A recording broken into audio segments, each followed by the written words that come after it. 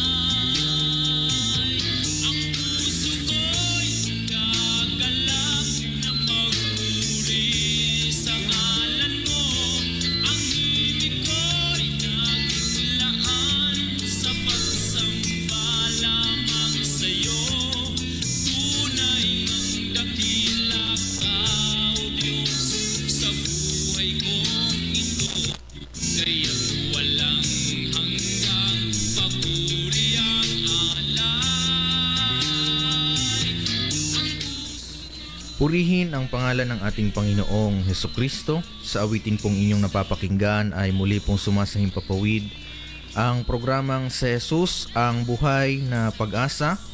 At kayo po ay nakatune in dito po sa himpilan ng 100.7 New Gen FM dito po sa bayan ng Bulan. At sa pangalan po ng aming pastor, Pastor Randy Rosari, kami po ang inyong lingkod, Brother Angelo kasama si Brother Raymar sa Bible reading, at kami po ay pansamantala nyo pong mapapakinggan sa iilang minutong pagtatalakay ng mga salita ng atin pong Panginoon na mapapakinabangan po natin mga kapatid sa ating araw-araw na buhay, at sama-sama po tayong mag-aral ng mga salita ng Diyos.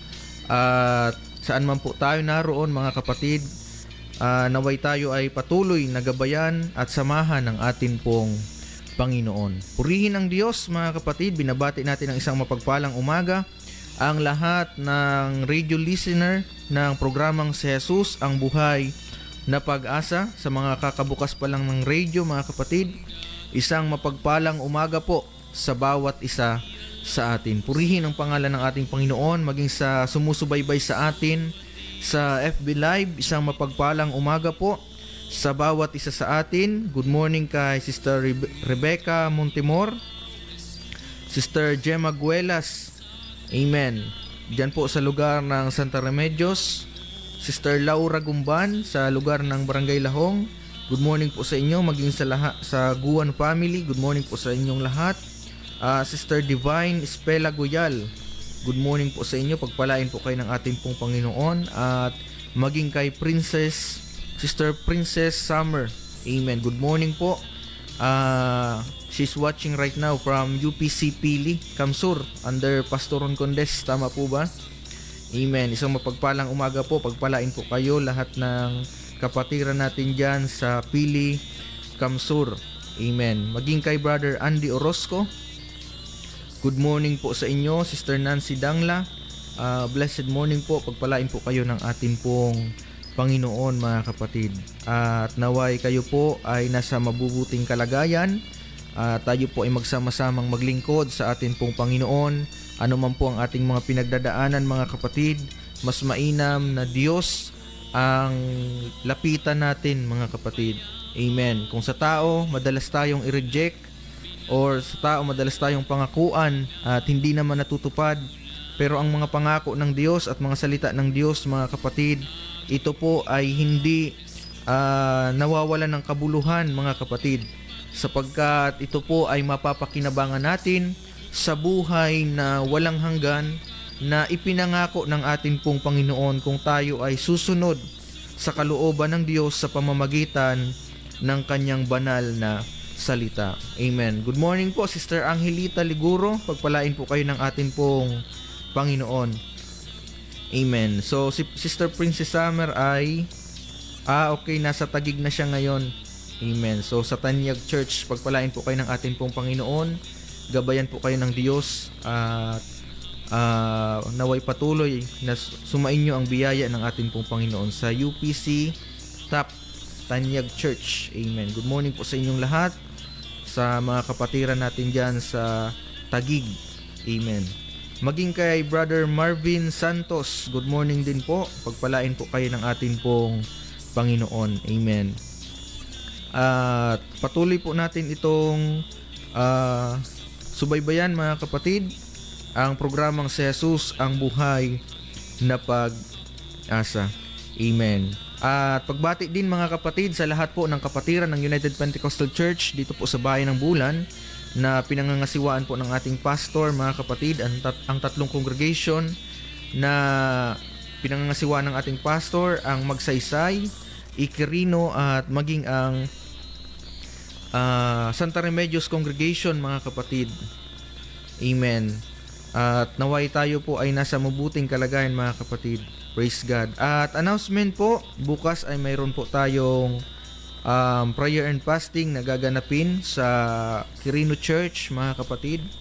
Amen. At naway kung kayo po ay nais dumalo, mga kapatid, pwede po kayong dumalo sa gaganapin nating prayer and fasting. Sa lahat po ng kapatiran, mga kapatid, mayroon po tayong prayer and fasting in preparation po, mga kapatid, sa gaganapin na First Sunday Gathering sa lugar po ng Barangay Iquirino, mga kapatid. Amen. So, mainam na bago magkaroon ng gawain is ito ay napaghahandaan by congregation, mga kapatid, napaghahandaan ng congregation para magkaroon ng katagumpayan, mga kapatid, ng spiritual breakthrough sa buhay ng bawat isa sa atin. Amen. Ang revival ay nagsisimula through prayer and fasting, mga kapatid. So, tayo po ay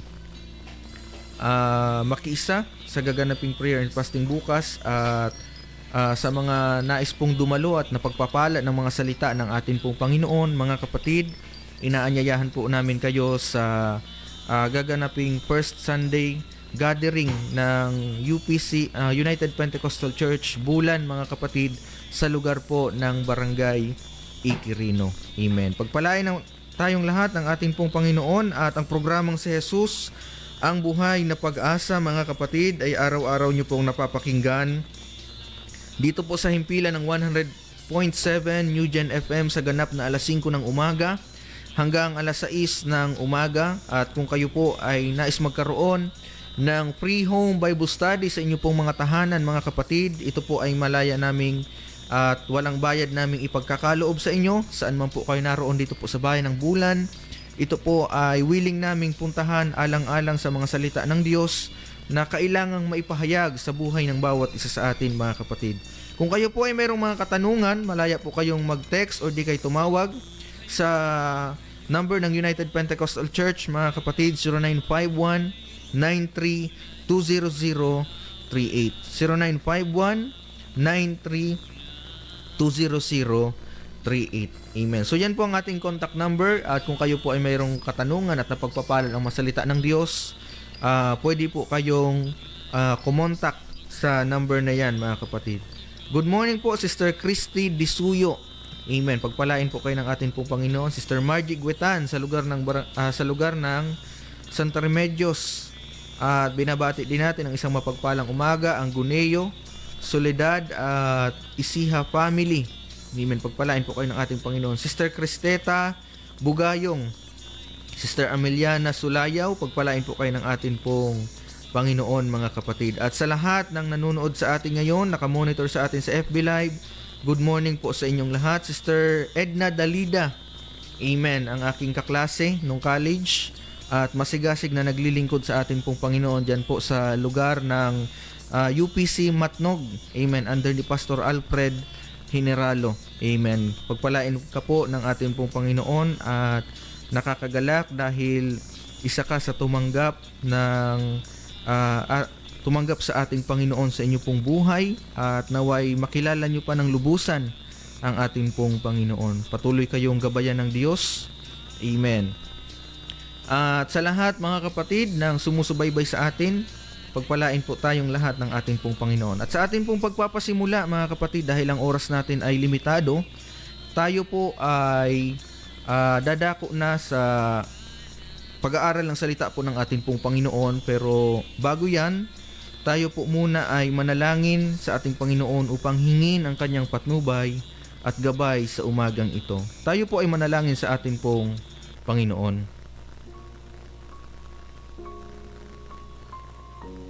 Dakilang Diyos na makapangyarihan sa lahat, pinupuri ka namin at niluluwalhati ang iyong dakilang pangalan. Salamat, Panginoon, sa panibagong umaga na ipinagkaloob mo po sa buhay ng bawat isa sa amin. Dalangin namin na sa aming pag-aaral ng iyong banal na salita, Panginoon, pagpalain mo po ng lubusan ang sinumang nakikinig ngayon ng taimtim, anuman ang kanilang pinagdadaanan, naway maging inspirasyon ang iyong salita para bigyan ng pag-asa ang sinumang nawawalan ng pag-asa, Panginoon, at bigyan ng kalakasan ang sinumang nangihina sa buhay, Panginoong Hesus, dulot ng matinding problema na kanilang pinagdadaanan. Naway ang comfort na hinahanap nila ay matagpuan nila sa iyong salita, Panginoong Hesus, at ikaw ang kumatagpo ng pangangailangan ng bawat isang nakikinig ngayong umaga. Panginoon, hawiin mo po anumang prinsipyong makatao na pwedeng humadlang, Panginoon, sa iyong banal na pagkilo sa buhay ng bawat isa, at dalangin namin, Panginoong Hesus, na ikaw ang Diyos na mahayag sa buhay ng bawat isa sa amin, Panginoon. Sa aming pagpapasimula ng programa, ikaw lamang, Panginoon, ang maitaas, at ang iyong mga lingkod na gamitin mo mightily, Panginoon, for your glory, O God. Hallelujah. Sa iyo lamang po ang papuri, pagluwalhati at pasasalamat sa tanging pangalan mo, Jesus. Amen and Amen. Praise God. Tayo po ay tuloy-tuloy na, mga kapatid, at binabati natin ang isang mapagpalang umaga, Sister Ofi, dyan po sa lugar ng Zone 3. Amen. Ang cell group ng Zone 3, isang mapagpalang umaga po sa inyong lahat. Sister Marlene Gulyoso, good morning po sa lugar ng Magallanes. Sister Ann Buison and Sister Aida Ramos, pagpalain po kayo ng atin pong Panginoon. So tuloy-tuloy na tayo, mga kapatid.